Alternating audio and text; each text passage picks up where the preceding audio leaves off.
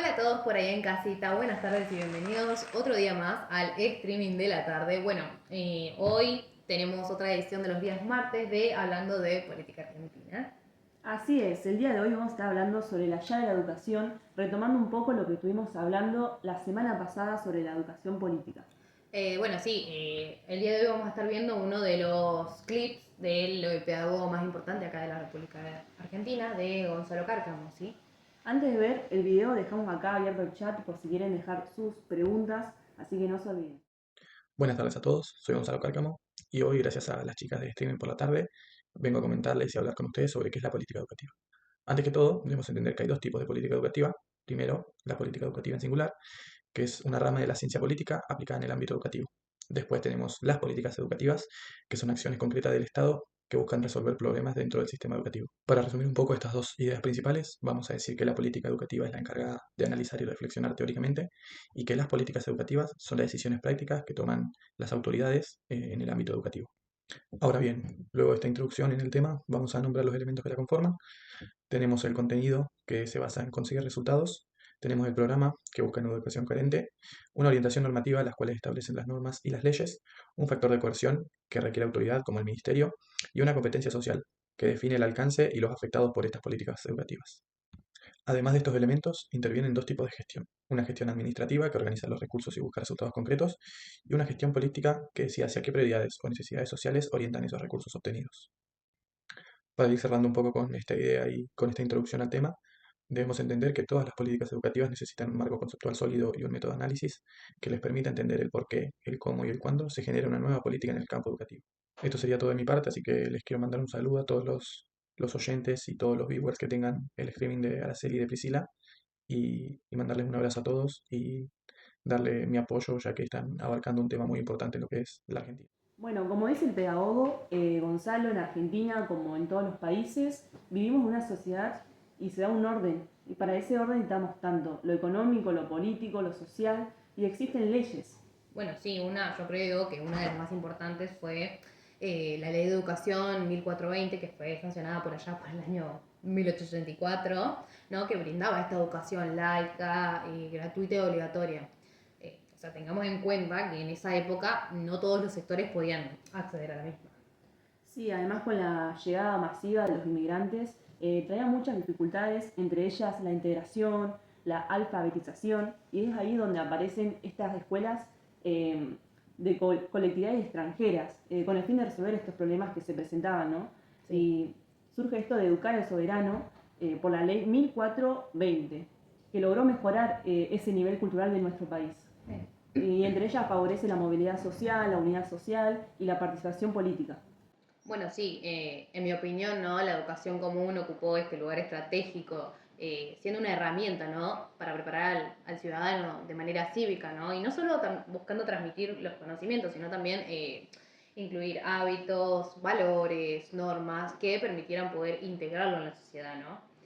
Por otro lado, tenemos la ley madre, nuestra Constitución Nacional, ¿no? Que se sancionó por allá también por el 1853 y se reforma en el año 1994, donde la educación se puede consagrar, ¿no? Como autoridad, equidad, autonomía y autarquía.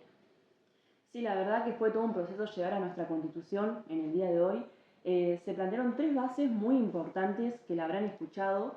Se trata sobre lo representativo, que esto se refiere a por qué los ciudadanos, o mejor dicho, que tienen el derecho de votar y elegir quién los representa en su pueblo, a lo republicano, que se conocen las divisiones como el poder legislativo, ejecutivo y judicial, y el federal, por lo último que es muy importante, que es la existencia de un gobierno central y de las provincias.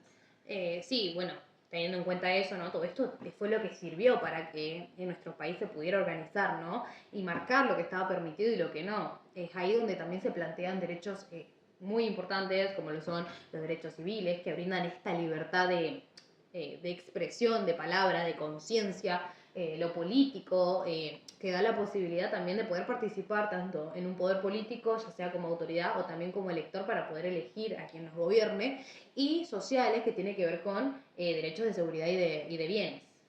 Bueno, estamos leyendo el chat, así que pueden dejar sus preguntas, no se olviden de lo que quieren saber y les interese sobre política educativa.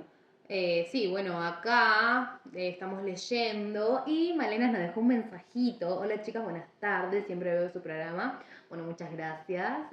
Bueno, en el día de hoy necesito que me ayuden con un trabajo y por eso tengo la interrogante de si la política educativa sirve para algo. Muchas gracias. Bueno, qué pregunta, ¿no? Preguntas. Bueno, yo creo, y capaz que Araceli va a coincidir conmigo, ¿no? Que existen muchos autores que en el recorrido de su investigación, ¿no? Se plantean lo mismo, ¿no? Entre ellos yo creo que fue uno de Pedro Puig, que menciona tanto las políticas educativas como sus reformas, que pueden generar cambios, ¿no? Pero que las leyes son solo leyes. Bueno, ahí es donde viene otra interrogante muy importante, es que si la ley actúa por sí sola o puede producir transformaciones, o si son mecanismos también se dicen, para dichos cambios sucesivos. Claro. Yo tomo que lo que dice Delors, que es una responsabilidad que involucra toda la sociedad. Sí. La ley por sí sola no va a cumplir si no hay una responsabilidad social. El Estado también es el que debe contribuir a esto para alcanzar los objetivos que se planteen y lo que la sociedad propone. Pero las políticas son las que también trascienden o hacen trascender al gobierno de turno. Sí, la verdad que coincido con vos, siento que estas políticas no solamente se pueden quedar estancadas o funcionar dentro de un solo gobierno. Bueno, yo ahora les voy a hacer una pregunta a los que nos están viendo de las reformas educativas. ¿Reforman las escuelas o las escuelas reforman las reformas? Manden sus respuestas que las vamos a estar leyendo. Bueno, me están informando, creo que también a vos, es que Graciela Frigerio, una autora importante que es pedagoga, educadora, investigadora, nos acaba de mandar un audio respondiendo a la pregunta. Escuchemos. Buenos días para todos los que nos están escuchando. Quería compartirles una idea central sobre las reformas educativas. Muchas veces pensamos que las reformas cambian a las escuelas, pero en realidad las escuelas también transforman las reformas. Las políticas educativas no funcionan igual en todos lados. Cada escuela las interpreta, las adapta e incluso las resiste según su historia, su gente y su propia cultura. Y la verdad no alcanza con leyes o programas bien escritos. Lo que realmente produce cambios es cómo los docentes, estudiantes, directivos las ponen en práctica todos los días en la vida cotidiana de la escuela. Por eso no podemos separar las políticas educativas con las sociales. Si una reforma pide más inclusión, pero no existen las condiciones materiales para sostenerla, termina siendo solo un discurso. Necesitamos reformas que escuchen a las escuelas, que las acompañen y que busquen justicia e igualdad, no solo eficiencia y números. Muchísimas gracias de corazón por dejarme ser parte de este programa. Bueno, qué interesante, ¿no? Lo que plantea Gabriela Frigerio. Porque en definitiva, ¿no? Nos invita a mirar a la escuela no solo como un simple lugar, ¿no? Donde se aplican estas políticas, sino como un espacio vivo, donde se interpretan, se transforman y se vuelven propias estas políticas, ya sea pues, tanto por parte de un alumno o de un docente. Sí, igualmente la política educativa puede tener una intención transformadora, pero si no se considera la realidad concreta de las escuelas, termina siendo como un concepto vacío de sentido. Porque las reformas no fracasan solamente por falta de recursos, sino también cuando no se concentran o no se conectan, mejor dicho, con las experiencias reales que requieren estas escuelas. Claro, cuando no poseen, digamos, una intención. Bueno, yo creo que cada institución, ¿no? Cada uno tiene su propia historia, sus modos de hacer, sus vínculos. Entonces, si una política educativa no reconoce, ¿no? Estas particularidades, lo más probable es que se vuelva algo formal, o sea, algo una norma más, que no tenga un impacto verdadero. Uh-huh.